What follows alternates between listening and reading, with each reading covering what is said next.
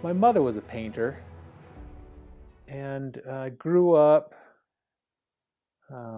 going out with her and her friends to paint plein air, and I was just little. And when I was little, though, I was bored to tears. I couldn't believe that she made me go out and wait for them. I couldn't imagine what they were doing. That was unbelievable. But I wonder if some of that stuck with me, and I don't know. I think why do some when we're young, we all draw. I've never been around a little child that doesn't just love to draw or color. So why do some of us stay with it and the vast majority don't? And so I don't really know. I've always been fascinated with it. So I drew when I was young, and I wouldn't say I was any better than anyone else. I just never lost the interest. And again, I think being around art, we had art books, our house smelled like oil paint. When my friends would come over and we had a big deep freeze, and they would open it up and there'd be a pallet with saran wrap over the top of it, and they would just say, shocked, "What's that?" And I always thought, well, it's a pallet. Doesn't everybody have one of those in their freezer? I didn't know, but that was really uncommon. And back then it was turpentine, and to this day I love the smell of turpentine. I don't think turpentine's what it used to be when I was little, but that smell was the smell of our house. My mom's studio was in the basement or in a bedroom, and I always loved doing it. And I found, I think, dyslexia, and I think a little, maybe by these days they might consider it attention deficit syndrome or something. I think I've had some learning difficulties, and art, visual things have always made sense to me. So even in math, geometry was the only math that I really ever grasped. I liked geometry. And so then I went into drafting for a while, and it's all visual. So obviously I'm a very, very visual person. And it just made sense to me. It was the only thing that I was excited about. And then in high school, seeing, I think for the first time, my first Howard Pyle book, and N.C. Wyeth, and then maybe a little later even Frank Frazetta. I think that's the subject matter that hit me. I couldn't get enough of those books. I read and I looked at those books. Man, I just ate those up. Those were wonderful. So yeah, it's just always been with me, and it's. I mean, maybe that's not a good thing to say, but it's the only thing I'm good at. Maybe that's not true. I'm good with my hands. Actually, I have part of my family who's left brain. So my dad was left brain, and siblings were. My siblings are. So I have that part. I'm very mechanical. I love to build things. I just built a tabaret and model stand, and so I do feed both sides of my brain. But that's still visual. That's a visual, and one plus one equals two. You put it together, it makes sense. And so painting to me it's just kind of what I'm good at, and I don't have anything else that excites me. Started off in landscape, and she had some really good teachers, actually. She was always just a hobbyist. She was always just really more of a hobby for her, but she had that desire to excel and to improve herself, and she really actually achieved quite a bit in her life with her quality. I think she excelled far beyond many hobbyists. And I have a house full of her work, and people come in, and it's beautiful. It's as beautiful as all the other work that's from well-known artists out there. It stands up. It's just as strong as those. But she went into figurative, and a lot of portraiture, and then some figurative. And I don't know why figure.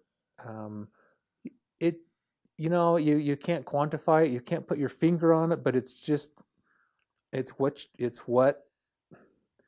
excites you. Still lifes are great. No, still lifes, and I do still lifes. Actually, I'm segueing here a little bit, but my mom always told me that still lifes are your core. you learn so much from a still life, and it's true because its shapes, its value, its color, its lighting, it's all right there, and it doesn't move. You can set it up, you can come back the next day and work on it, and you should always do lots of still lifes. So still lifes are really, I do those, and I go outside and I paint landscape. Um, but I do find myself back in the studio. I like the comfort of my studio. I like being here as the introverted part of me, maybe. I don't know what it is, but I like the comfort. It's like a comfortable pair of shoes or a comfortable pair of gloves. Um, and so working on with the figure in the environment is really nice. But I don't know. It's, again, I mentioned Frank Frazetta and Howard Pyle and NC Wyeth just, wow, when I saw that work, I just could not get enough of his work. And that, seeing that for the first time, that's, I just couldn't get enough of the figure. And of course that's, fantasy and illustration and things like that. But, and to this day, NC Wyeth is still one of my favorite artists. So it's really hard to say. I'm not sure. So I don't use the term any longer self-taught. I think there's too many kind of pitfalls in that. So I use the word self-directed. So I never really went through it. That, it's a whole other question maybe, but I never went through any proper education for art. I just picked it up on my own. I picked it up here and there. And so I wasn't taught maybe the building blocks in the right sequence. And I think when you don't have that and you have a subject matter in front of you, I think maybe, at least for me, that's the only way to approach it is literal rendering, maybe. And literal, that's funny because maybe from a not having the proper training, it probably wasn't that accurately rendered, but didn't know anything about edges, appreciated brushwork, but didn't know how. So it comes down to maybe a little more of an illustrative feel. And again, well, I mentioned that illustrators were some of my first loves in the art world, and I wouldn't say NC Wyeth's work is it's painterly, but not knowing a lot of having that information, I think it was a natural progression. And then some of the early people I was around who did have proper training, and I think, I'm thinking back at it, we've been friends now for 20 plus years, is a wonderful artist, and we live here in the same valley as Camille Corey. And I saw her work when I was, I don't know, I could have been in my 20s. And I was painting and met her, and we got to be friends. And so I think I adopted a little bit of her style. But that's the funny thing, is she had the proper training and she knew how to handle it, and I didn't.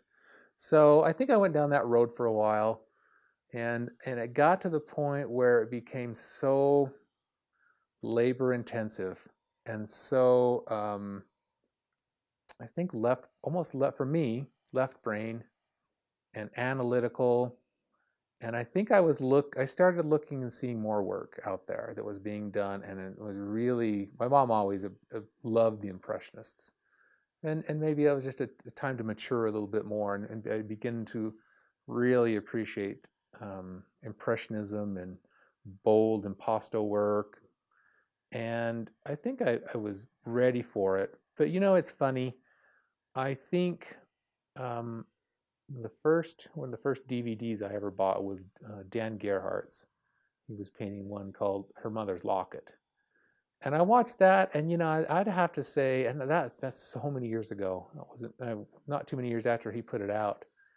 Um, I think that actually changed me a lot. For the first time I actually went kind of a whole course and saw someone painting painterly. And of course by then I had been introduced to Sorolla, and I'd always knew Sargent and Zorn and a few others, and I could see that the kind of the way he paints similar to that. And I think that was the straw that broke the camel's back. And I just decided right then and there, I don't want to paint tight anymore. It's not fun. I want to be a little more exciting with my brush work. I get tired of hearing my own voice. Wait till you hear my voice after about 4 or 5 hours. You're gonna think, oh my God, Bryce, shut up. Okay, this is beginning stage painting, Camille portrait sketch. Alla prima portrait sketch. Alla prima portrait sketch. Gonna have to come up with a really cool title for this, Liz. Okay. I think that's probably. I'm guessing that's smaller. I have big head. You cut that out. There's a blooper. I have a big head. Is it just me, or is that a big head? Alla prima portrait sketch with Camille. We're back again. So I thought this portrait would really look good with a happy little tree. Kind of lives down here, and some little rocks live down here. So that's really nice. I think that's really good. It goes. There's some green, and actually the greens in the backdrop, which again, unfortunately, in a sketch, I'm probably not going to get. In a sketch, I'm probably not going to. God, okay. Wow, it's going back, going down. Okay. Okay, I'm recording. Yeah, there's a little red. Okay, there. A little bit of hair. Well, no, I'm covering the goose egg with what hair I have left. Okay, this is day 2 on Camille painting. Thanks for bringing the laugh track back, Camille. Here we go. Oh God, here we are. Okay. Here, wait just a second. This chair. Okay. All right. Well, thank you so much for joining us. Hope you enjoyed the Alla Prima portrait sketch. And don't know how to finish that. I haven't done that yet. Well, yeah, I did with the drawing. And we'll see you around. See you in one of my workshops. Okay, I got it. Just say, and thank you for joining us. And we will see you later. Ciao. Like, how about ciao? How about something like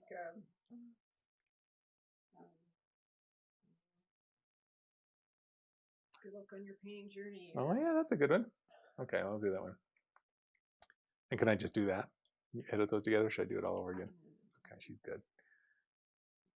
That's it.